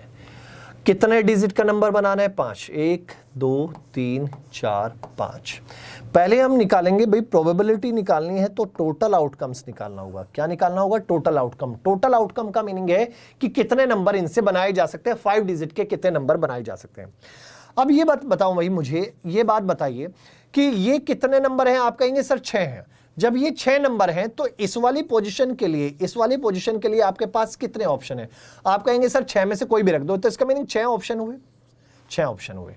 फिर इस वाली के लिए भाई एक ऑप्शन कम हो गया, भाई रिपीट तो करना ही नहीं है, कोई भी एक नंबर यहां आया, अगली वाले के लिए 5 ऑप्शन रह जाएंगे, इसके लिए 4 ऑप्शन रह जाएंगे, इसके लिए 3 ऑप्शन रह जाएंगे, तो इसके लिए 2 ऑप्शन रह जाएंगे। बात को ध्यान समझिए। मान लो ये 6 नंबर हैं, इस वाली पोजीशन के लिए इन 6 में से मैं किसी को भी रख देता हूं। तो मान लो मैंने 7 को रख दिया, तो अब जो इस वाली पोजीशन के लिए मेरे पास कौन कौन बचा, 1, 3, 5, 9 और 6। तो पांचों में से कोई भी आ सकता है। मान लो मैंने अगली पोजीशन के लिए मैंने क्या रख दिया भाई, 3 को रख दिया। तो अब इस पोजीशन के लिए मेरे पास 4 ऑप्शन बचे, 1, 2, 3, 4 ऑप्शन बचेंगे। नेक्स्ट वाली के लिए 3, फिर 2। तो total outcomes, it means total कितने हम नंबर बना सकते हैं, वो कितने, इनकी प्रोडक्ट कर दो। तो प्रोडक्ट करके कितना आता है अभी, वो आता है हमारा 6 × 5 × 4 × 3 × 2 × 3 × 2। इट मीन्स हम इतने नंबर बना सकते हैं। क्लियर है इतनी बात। अब दूसरा केस क्या कहा, अब वो ये चाहता है कि वो जो नंबर हो, ये तो एक केस हो गया टोटल आउटकम वाला। अब उसने क्या कहा कि वो जो नंबर हो वो डिविजिबल बाय 2 हो। अब डिविजिबल बाय 2 तो तभी होगा कि जब लास्ट में कोई इवन नंबर आए और इनमें से केवल एक ही नंबर है, वो क्या है भाई 6 है, तो दैट इज 6। यहां पर लास्ट में 6 हमने फिट कर दिया। तो इसको तो अब ऑप्शन में से हटा दो, भूल जाओ इसको कि भाई ये अब है, क्योंकि ये तो 6 यहां आ चुका है, फिक्स हो गया। अब इसे हटा दो। क्लियर।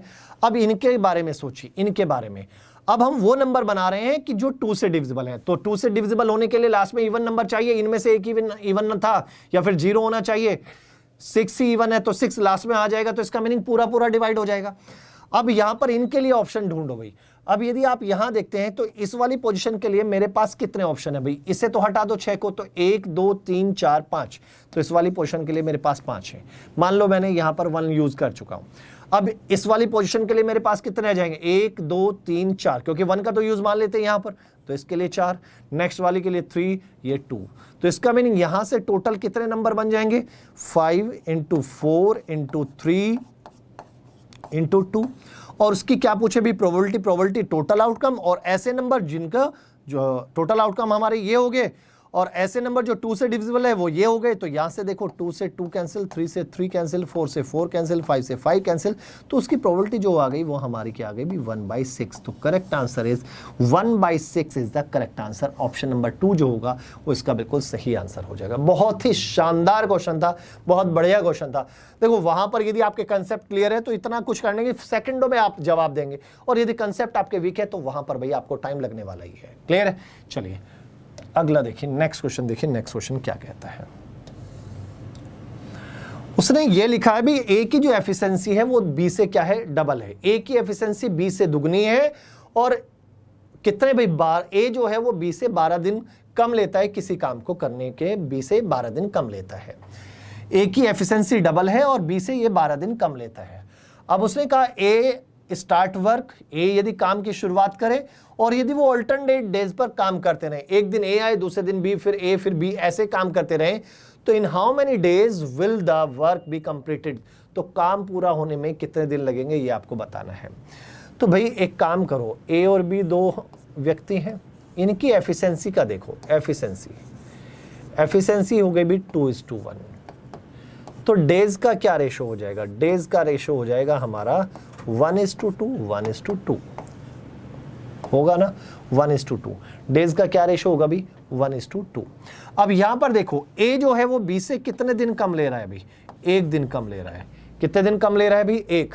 लेकिन वहां पर कितने दिन कम ले रहा है भी, 12 दिन कम ले रहा है। तो 1 किसके बराबर है, 12 के।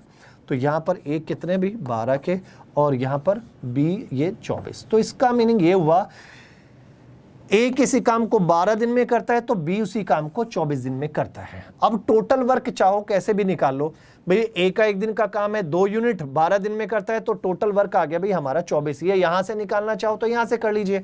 बी का 1 दिन का काम है भाई कितना, 1 यूनिट, क्योंकि एफिशिएंसी बताता है 1 दिन का काम।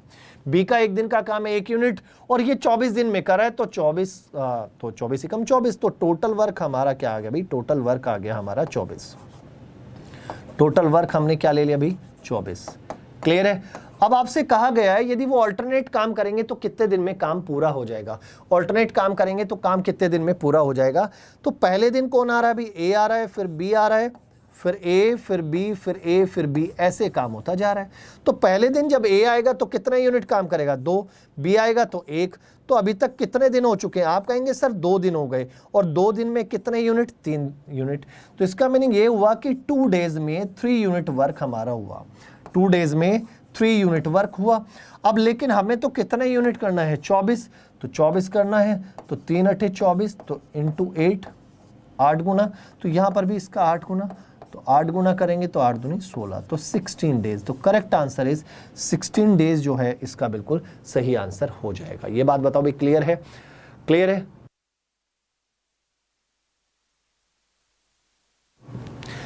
अगले क्वेश्चन पे आ जाइए भाई। नेक्स्ट क्वेश्चन देखो, नेक्स्ट क्वेश्चन, क्वेश्चन नंबर 26। अब क्वेश्चन नंबर 26 कहानी क्या है, जरा उसको जरा समझने की कोशिश कीजिएगा। इसने यहां पर लिखा है 0.53 का स्क्वायर माइनस 0.38 का स्क्वायर अपॉन में 0.53 प्लस 0.38 प्लस 5 इंटू 0.11 प्लस 0.06। तो इसकी वैल्यू क्या होगी ये हमें बताना है। अब एक काम कीजिए, इसको ये कहीं ना कहीं ए स्क्वायर माइनस बी स्क्वायर का फॉर्मूला बन रहा है ऊपर, तो इसका मीनिंग हमारे को क्या मिलता है, यदि मैं ए स्क्वायर माइनस बी स्क्वायर, तो एक बार ऐड कर लेंगे, एक बार सब्ट्रैक्ट करेंगे।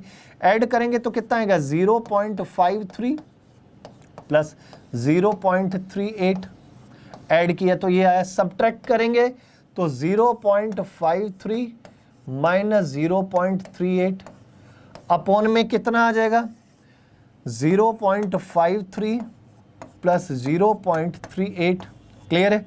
ये तो आया भी, प्लस 5 इंटू, अब एक बात सुनो, इनको जब आप ऐड करोगे तो कितना आ जाएगा भाई, इनको ऐड करोगे तो 0.17 आ जाएगा, और इंटू 5 करेंगे तो 0.85 भी आ जाएगा। अब यहां से देखो ये वाला पार्ट तो हमारा कैंसिल हो गया, इधर से कितना बचा, हमारे पास बचा 0.15 और प्लस वहां से कितना आएगा 0.85, दोनों को ऐड किया तो कितना आ जाता है भाई 1, तो रिजल्ट आया भाई 1.00, that is 1 is the correct answer. तो इसका आंसर क्या आ जाएगा भाई, 1 जो होगा इसका बिल्कुल सही आंसर आ जाएगा। क्लियर है? Option number 2। नेक्स्ट आ जाइए, नेक्स्ट क्या कहता है उसको जरा समझिए। अगला देखिए भाई, इसने क्या कहा कि एक गांव है, हाँ, एक गांव की पॉपुलेशन जो है वो कितने है भाई, x है। एक गांव है जिसकी पॉपुलेशन कितनी है, x है। अब उसने कहा कि 40% पीपल आर फीमेल, भाई इसमें से 40% क्या है, फीमेल है। 40% क्या है, फीमेल है, तो इसका मीनिंग 60% क्या होंगे, मेल होंगे, 60% क्या होंगे, मेल होंगे। इतनी बात समझ में आती है। अब उसने कहा नंबर ऑफ इलिटरेट फीमेल, जो इलिटरेट फीमेल है is in the village is half the number of illiterate male. इसने कहा जो इलिटरेट फीमेल है वो इलिटरेट मेल से आधी है। ध्यान दो क्या कहा, इलिटरेट फीमेल जो है वो इलिटरेट मेल से क्या है, आधी है। यदि मेल 2 हैं तो फीमेल 1 है, यही तो कहा, यदि मेल 2 हैं तो फीमेल कितनी है भाई, 1 है। ऐसा ही तो कुछ कहना चाह रहा है भाई। उसने ये कहा कि जो इलिटरेट फीमेल है वो इलिटरेट मेल की क्या है, आधी है। इतनी बात, इट मीन्स 1:2 का रेशो है। आगे पढ़ो, आगे उसने क्या कहा, उसने लिखा विच इज 4000। विच इज 4000 का मीनिंग क्या है कि मेल जो है वो 4000 है। जब वो इलिटरेट मेल 4000 है तो फीमेल कितनी हो जाएंगी, 2000। बात समझिए, उसने कहा जो इलिटरेट मेल है वो 4000 है, और जब इलिटरेट मेल 4000 है तो फीमेल कितनी होगी, 2000। तो 2000 इनमें से जो 40% है, इनमें से जो इलिटरेट फीमेल है, इलिटरेट फीमेल जो है वो कितनी है भाई, 2000। इलिटरेट फीमेल कितनी है भाई, 2000 है। क्लियर है? अब आगे इसने लिखा what is the value of x, x की वैल्यू क्या होगी if the total number of literate female in the village is 6000। जो लिटरेट है वो कितनी है भाई, 6000 है। अब एक बात बताओ कि 2000 इलिटरेट हैं, 6000 लिटरेट हैं, तो टोटल कितने हो गए भाई, 8000। 8000 टोटल फीमेल हो गई, और जब टोटल फीमेल 8000 हो गई, और 8000 किसके बराबर है, 40% के बराबर है। जब 8000 40% के बराबर है तो 40% 8000 के बराबर है, तो आपसे पूछा है x की वैल्यू। x की वैल्यू इट मीन्स एक तरीके से 100% पूछना चाहता है। तो यहाँ से डायरेक्ट आप देखें तो कितना टाइम्स हो रहा है भाई, 40 दूनी 80, 200 गुना हो रहा है ना, तो इसका भी 200 गुना कर दो। इसमें 200 से गुना करेंगे तो कितना आ जाएगा भाई, 20000। तो इसका मीनिंग गांव की जो जनसंख्या है वो कितनी है, 20000 गांव की जनसंख्या है। क्लियर है? चलिए आगे बढ़िए, नेक्स्ट देखिए, नेक्स्ट क्वेश्चन क्या कहता है।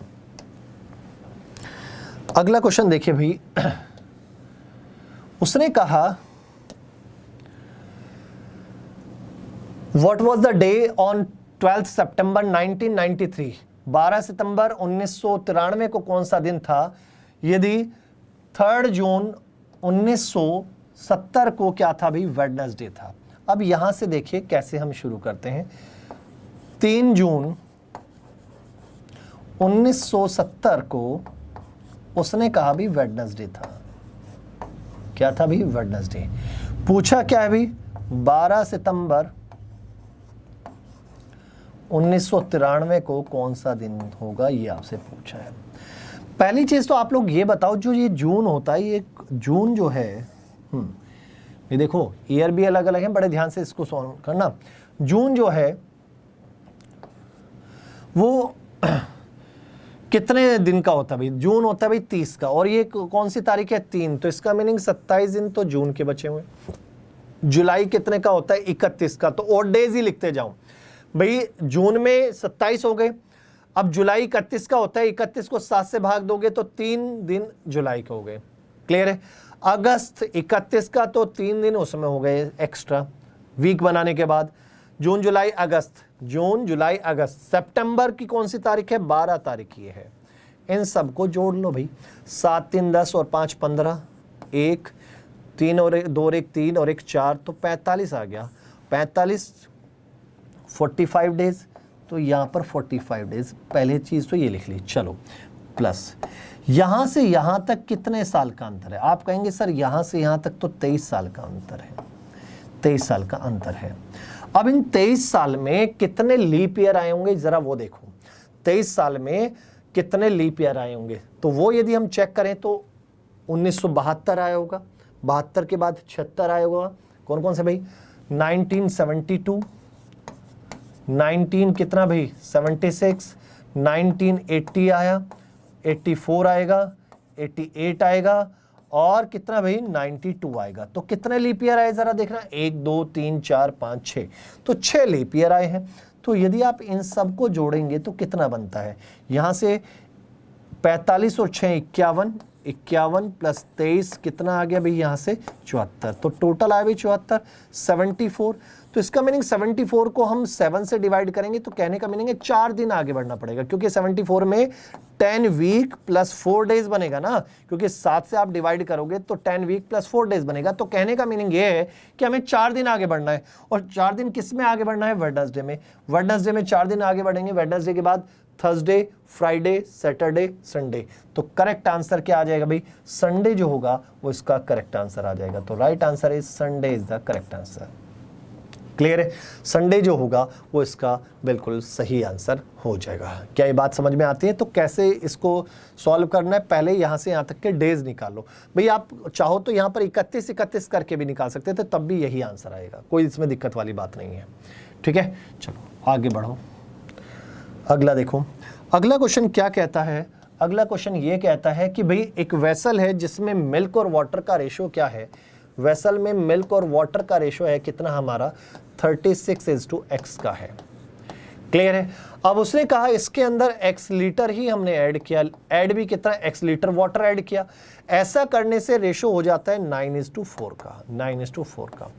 अब बेटा एक बात बताओ, और आपसे पूछा है वैल्यू ऑफ xx की वैल्यू क्या है, कि भाई आपने ऐड क्या किया, वाटर ऐड किया, मिल्क तो ऐड नहीं किया। जब मिल्क ऐड ही नहीं किया तो दोनों जगह मिल्क क्या होगा, बराबर। तो मिल्क बराबर होगा, तो यहाँ 9 है, 9 का 36 करने के लिए 4 से गुणा करेंगे तो यहाँ 36 आ गया। इसमें भी 4 से गुणा करेंगे तो 16 आ गया। तो इसका मीनिंग ये हुआ 16 कब है, x हमारे पास था, x हमने और ऐड कर दिया तो 16 बन रहा है। तो इसका मीनिंग 2x इक्वल टू कितना भाई 16। 2x किसके बराबर है 16 के, तो x इक्वल टू कितना आ गया भाई 8 आ गया। तो x की वैल्यू क्या आ गई भाई 8। तो यहाँ पर x की वैल्यू क्या आ गई भाई 8 आ गई। क्लियर है इतनी बातें। चलिए अगला क्वेश्चन देखिए, नेक्स्ट क्वेश्चन क्या कहता है उसको जरा समझिए। हाँ, बहुत ही शानदार क्वेश्चन, बहुत शानदार क्वेश्चन भाई, इंपॉर्टेंट है। देखिए भाई, इसने कहा in how many different ways can the letter of the word capacity be arranged so that all the vowels never come together। उसने कहा इस ये जो वर्ड हमें दिया गया है, इस वर्ड के लेटर को कितने तरीके से हम अरेंज कर सकते हैं जिससे कि वोवल एक साथ ना आए। तो पहले तो हम ये देखते हैं इस वर्ड को कितने तरीके से अरेंज कर सकते हैं। इट मींस टोटल वर्ड कितने बनाए जा सकते हैं। वर्ड क्या है भाई? कैपेसिटी। क्लियर है? अब इससे कितने वर्ड बनाए जा सकते हैं जरा वो देखिए। तो पहली चीज तो ये देखिए कितने तरीके से हम इसको अरेंज कर सकते हैं। 1 2 3 4 5 6 7 8, तो 8 फैक्टोरियल अपॉन में यहां पर c कितनी बार आया है? 2 बार, तो 2 फैक्टोरियल। और कोई है भी? a भी कितनी बार आया? अभी 2 बार, तो इंटू 2 फैक्टोरियल। तो इसका मीनिंग ये हुआ कि जो टोटल नंबर ऑफ वर्ड जो बना सकते हैं हम, वो इतने बना सकते हैं, इतने वर्ड बना सकते हैं। लेकिन वो चाहता क्या है? वो ये चाहता है कि जो ये वर्ड है इसमें वोवल एक साथ ना आए। ये वाले वो केस हैं जितने भी टाइप बन सकते हैं, इसमें कौन कौन से भी वोवल एक साथ है, अलग अलग है, जो भी है, सारे केस इतने हैं। अब वो चाहता है कि वोवल एक साथ ना आए, तो यदि मैं इनमें से वो वाले टाइप हटा दूं, वो वाले वेज माइनस कर दूं जिनमें वोवल एक साथ थे। अब वो कैसे पता चलेगा जरा उसको देख लो। जैसे वर्ड है हमारा कैपेसिटी, ठीक है। अब यदि वोवल एक साथ आएंगे तो कितने बनेंगे? वोवल कौन कौन से? ए है, आई है, तो इनको मैंने एक साथ बॉक्स में बंद कर लिया, ए और आई। अब कौन कौन बचा भाई? सी बचा है, पी बचा है, सी बचा है, टी बचा है और वाई बचा है। अब देखो ऐसे कितने वर्ड हम बना सकते हैं जिनमें वोवल एक साथ आएंगे। तो अब यदि आप यहां पर ध्यान देंगे तो 1 2 3 4 5 और ये सिंगल में काउंट होगा, ये 6, तो 6 फैक्टोरियल इनटू ये तीनों आपस में तो इंटरचेंज हो सकते हैं, तो कितना भाई? 3 फैक्टोरियल, 1 2 3 3 फैक्टोरियल डिवाइडेड बाई, अब यहां पर देखो a कितनी बार है? 2 बार, 2 फैक्टोरियल इनटू यहां पर भी कितनी बार है? 2 बार इनटू 2 फैक्टोरियल। क्लियर है? इतनी बातें समझ में आता है? तो ये वो वाले वेज है जब सारे वोवल क्या आएंगे भाई? एक साथ आएंगे।